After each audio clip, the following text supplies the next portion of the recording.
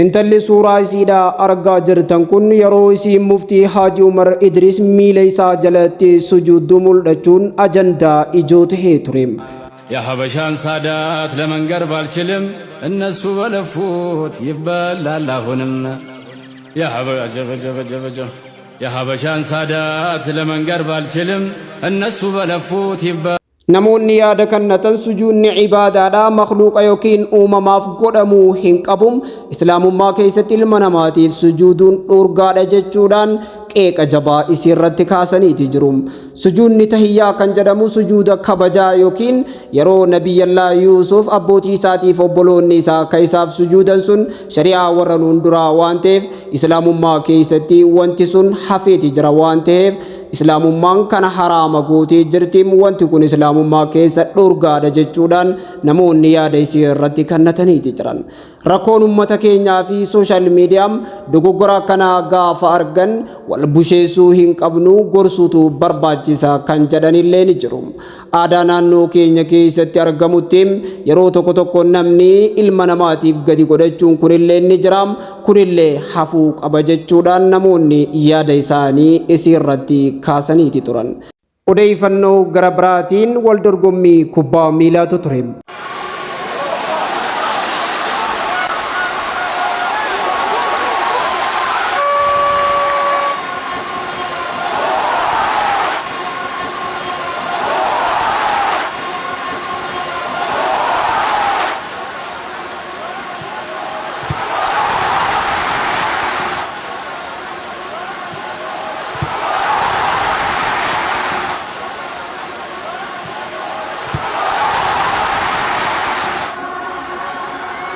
Wal dorgommiin kubbaa miilaa taphattoota kubbaa miilaa Itoophiyaa fi Ijipti jidduutti gaggeeffame.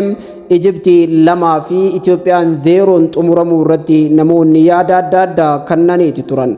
Ta'us garuu goolii eegaa kubbaa miilaa kan Itoophiyaadhaa Abubakar nama jedhamu namoonni baay'een dinqisiifachuudhaan hedduu isaa ajaa'ibsiifatanii galateeffataniiti jiru.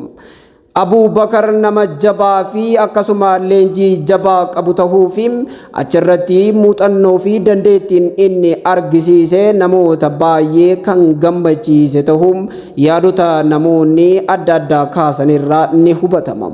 Abubakar gurbaa qaxaleedha jechuun namoonni hedduun faarsaati jiru.